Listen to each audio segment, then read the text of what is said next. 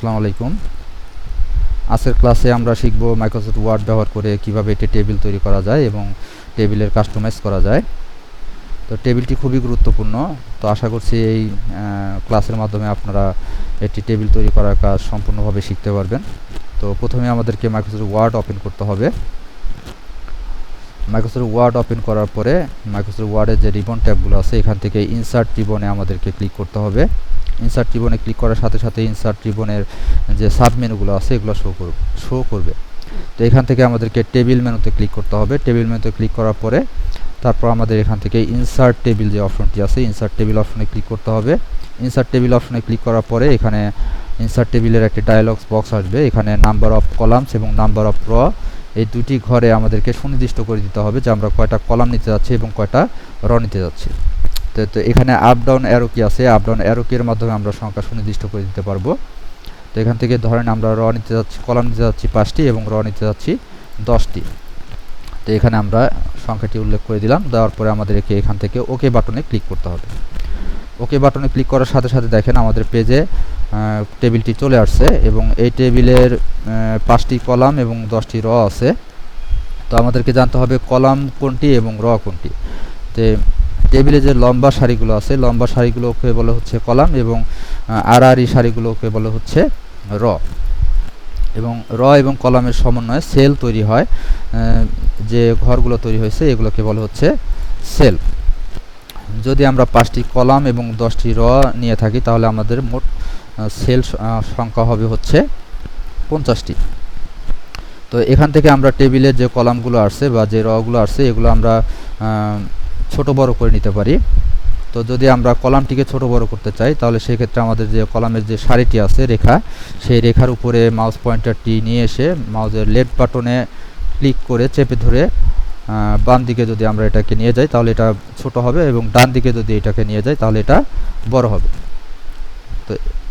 তো এভাবে যে রেখাটি আছে কলামে যে রেখাটি আছে কলামের রেখাকে ক্লিক করে আমরা চেপে ধরে আমরা বাম দিকে বা ডান দিকে নিলে এটাকে ছোট বড় করা যাবে। ঠিক একইভাবে আমরা যদি কোনো রকে ছোট বড় করতে চাই সেই ক্ষেত্রে আমাদেরকে রয়ের যে রেখাটি আছে রয়ের রেখার উপরে মাউস পয়েন্টারটি নিয়ে গিয়ে লেফট বাটনে ক্লিক করে চেপে ধরে আমরা উপরে নিচ করলে উপরের দিকে নিলে নিচের দিকে নিলে কলামটি ছোট রটি ছোট হবে এবং উপরে নিচে নেওয়ার মাধ্যমে আমরা কলাম রটিকে ছোট বড় করে নিতে পারবো। তো এখানে একটি বিষয় খেয়াল করুন যে এখানে প্রথমে টেবিল নেওয়ার পূর্বে ফাইল থেকে অ্যাডিন্স পর্যন্ত রিবনগুলো ছিল। তো এখন 2টি রিবন ট্যাব অ্যাড হয়েছে, ডিজাইন এবং লেআউট। তো যখন আমরা টেবিল নিয়ে কাজ করব তো শুধুমাত্র তখনই এই 2টি ট্যাব আসবে। যদি আমাদের কার্সরটি যদি টেবিলের বাইরে অবস্থান করে দেখেন সঙ্গে সঙ্গে এই 2টি ট্যাব অফ হয়ে যাবে। এখন আর এই 2টি ট্যাব শো করছে না। তো আমরা যখন আবার কার্সরটি টেবিলে নিয়ে আসবো তখনই শুধুমাত্র এই 2টি ট্যাব শো করবে। তো ডিজাইন ট্যাবের কাজটা কি? ডিজাইন ট্যাবের কাজটা হচ্ছে যদি আমরা এই টেবিলটাকে একটু ডিজাইনেবল করতে চাই, ডিজাইন করতে চাই সেক্ষেত্রে আমরা এখান থেকে ডিজাইন ট্যাব থেকে ডিজাইন করে নিতে পারবো। তো দেখেন এখানে টেবিল স্টাইলস একটি মেনু আছে। এখান থেকে আমাদেরকে মোর অপশনে ক্লিক করতে হবে। মোর অপশনে ক্লিক করার পরে দেখেন এখানে বেশ কিছু কালারফুল ডিজাইন তৈরি করে দেওয়া আছে। তো এখান থেকে আমরা যে ডিজাইনটা নিতে যাচ্ছি সেই ডিজাইনের উপরে ক্লিক করলে আমার টেবিলটি সেই ডিজাইনে রূপান্তর কনভার্ট হয়ে যাবে। তো এখন যদি চাই যে আমরা টেবিলটাকে পূর্বের অবস্থায় নিয়ে যেতে বা স্বাভাবিক অবস্থায় নিয়ে যেতে তাহলে সেই ক্ষেত্রে আমরা যে প্লেন টেবিলসে ক্লিক করব। প্লেন টেবিলসে ক্লিক করলে আমাদের টেবিলটি পূর্বের অবস্থায় চলে আসবে। তো এখানে আমরা যে কোনো কলাম বা যে কোনো রকে শেডিং করে নিতে পারি। যদি আমরা কোনো সারিকে বা কোনো রকে যদি শেডিং করতে চাই তাহলে এখান থেকে আমরা শেডিং অপশনে গিয়ে যে কোনো একটি কালার চয়েস করলে আমাদের সেই রটি বা সেই কলামটি শেডিং হয়ে যাবে। তো এখান থেকে যদি আমি আবার শেডিংটি রিমুভ করে দিতে চাই অবশ্যই রটিকে সিলেক্ট করে নিতে হবে। রটিকে সিলেক্ট করে নেওয়ার পরে আমাদের শেডিং অপশনে গিয়ে এখান থেকে নো কালারে ক্লিক করব তাহলে আমাদের শেডিংটি রিমুভ হয়ে যাবে। তো এখন আমরা দেখব কিভাবে একটি টেবিলে রয়ের সংখ্যা বা কলামের সংখ্যা বৃদ্ধি করা যায় বা কমানো যায়। তো আমাদেরকে এই কাজটি করতে হলে লেআউট ট্যাবে যেতে হবে। লেআউট ট্যাবে আসার পরে আমরা যে কলামটি ডিলিট করতে যাচ্ছি বা যে রটি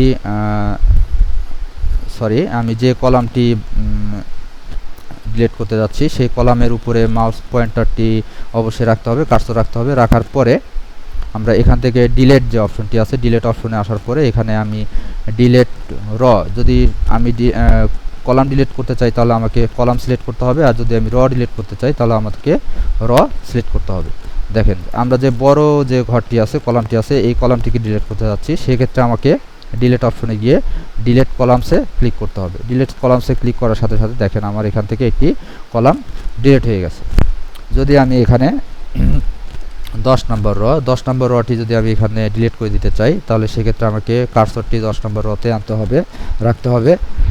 এখান থেকে ডিলিট অপশনে গিয়ে তারপরে ডিলিট রতে ক্লিক করতে হবে। ডিলিট রতে ক্লিক করার সাথে সাথে দেখেন এখন আমার 10 নম্বর রটি ডিলিট হয়ে গেছে।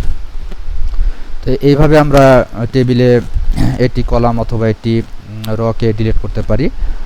তো এখন আমরা দেখব কিভাবে টেবিলে একটি র বা একটা টেবিল র অথবা একটি কলাম অ্যাড করা যায়, নতুন করে নিয়ে আসা যায়।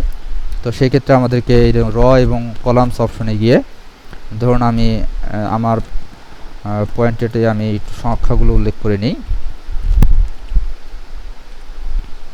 দেখেন এখান থেকে যদি আমি কোনো কলামকে নতুন করে কোনো কলাম আনতে চাই সেক্ষেত্রে আমাকে ইনসার্ট রাইট, যদি আমি 4 নম্বর কলামের পরে যদি আরেকটা কলাম আনতে চাই তাহলে আমাকে ইনসার্ট রাইট তে ক্লিক করতে হবে। ইনসার্ট রাইটে ক্লিক করার সাথে সাথে দেখেন এখানে নতুন করে একটা কলাম চলে আসছে। ঠিক একইভাবে যদি আমি 4 নম্বর কলামের পূর্বে যদি আরেকটি কলাম নিতে চাই তাহলে আমাকে সিলেক্ট করতে হবে ইনসার্ট লেফট।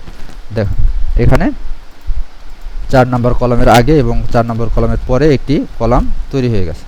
তো একইভাবে যদি আমি এখান থেকে কোনো রয়ের সংখ্যা বাড়াতে চাই তাহলে সেক্ষেত্রে আমাকে কি করতে হবে, দেখেন এখানে ইনসার্ট অ্যাবভ আর ইনসার্ট বিলো। যদি আমি কোনো র তৈরি করতে চাই, দেখেন আমাকে আমার কার্সরটি এখন 2 নম্বর রয়ে অবস্থান করছে। যদি 2 নম্বর রয়ের পূর্বে যদি আমি আরেকটা র তৈরি করতে চাই সেক্ষেত্রে আমাকে ইনসার্ট অ্যাবভে ক্লিক করতে হবে। আর যদি আমি 2 নম্বর রয়ের নিচে আরেকটি র তৈরি করতে চাই সেক্ষেত্রে আমাকে ইনসার্ট 2 নম্বর রতে কার্সরটি রেখে ইনসার্ট বিলোতে ক্লিক করতে হবে।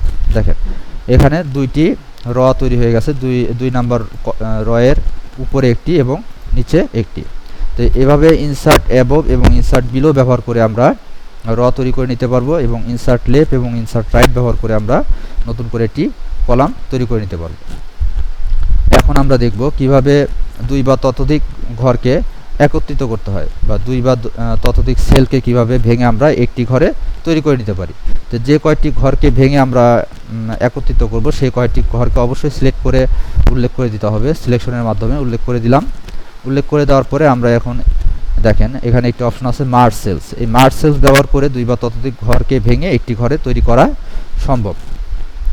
তো আমরা মার্জ সেলে ক্লিক করার সাথে সাথে দেখেন এখানে 4টি ঘর ছিল, 4টি ঘরকে ভেঙে এখন একটি ঘরে তৈরি করা হয়ে গেছে। তো এইভাবে আমরা মার্জ সেল ব্যবহার করে আমরা 2 বা ততোধিক সেলকে একটি সেলে তৈরি করে নিতে পারি। তো এখন আমরা দেখব কিভাবে একটি সেলের ভিতরে আরও কয়েকটি সেল তৈরি করা যায়। তো আমরা ইচ্ছা করলে একটি সেলের ভিতরে 2 বা ততোধিক সেল তৈরি করতে পারি। এক্ষেত্রে আমাদেরকে যে সেলের ভিতরে আমরা সেলগুলো তৈরি করতে যাচ্ছি সেই সেলে অবশ্যই মাউস পয়েন্টার রাখতে হবে। রাখার পর স্প্লিট সেলস অপশনে ক্লিক করতে হবে। তো স্প্লিট সেলস অপশনে ক্লিক করার পর আমাদেরকে আবার উল্লেখ করে দিতে হবে কয়টি কলাম এবং কয়টি র দিতে যাচ্ছি। যদি আমরা 6টি ঘর তৈরি করতে চাই সেক্ষেত্রে আমাদেরকে 2টি কলাম, 3টি কলাম, 2টি কলাম এবং 3টি র নিতে হবে। 2টি কলাম নিলাম এবং 3টি র নিলাম। এখন আমি ওকে বাটনে ক্লিক করার সাথে সাথে দেখেন এখানে 6টি ঘর তৈরি হয়ে গেছে। দেখেন তো এইভাবে আমরা স্প্লিট সেলস ব্যবহার করে একটি ঘরের ভিতরে বা একটি সেলের ভিতরে 2 বা ততোধিক সেল তৈরি করে নিতে পারবো। সেক্ষেত্রে আমাদেরকে অবশ্যই কয়টি সেল তৈরি করব সেই জন্য আমাদেরকে হিসাব করে স্প্লিট সেলস অপশনে গিয়ে র এবং কলামের সংখ্যাটি উল্লেখ করে দিতে হবে। তো আশা করছি আপনারা এই ক্লাসের মাধ্যমে একটি টেবিল কীভাবে তৈরি করতে হয় সেটি শিখতে পারছি, আপনাদেরকে বোঝাতে পেরেছি। তো এখন সর্বশেষ যেটি দেখাবো সেটি হচ্ছে একটি টেবিলকে কিভাবে ডিলিট করতে হয়। তো দেখেন এখানে এটি পুরো টেবিলকে কিভাবে ডিলিট করতে হয়, দেখেন এখানে ডিলিট অপশন আছে। লেআউট ট্যাবের অধীনে এটি ডিলিট অপশনে গিয়ে ডিলিট টেবিল এই অপশনে ক্লিক করার সাথে সাথে আমাদের টেবিলটি ডিলিট হয়ে গেছে। তো আশা করছি আপনারা টেবিল এই ভিডিওর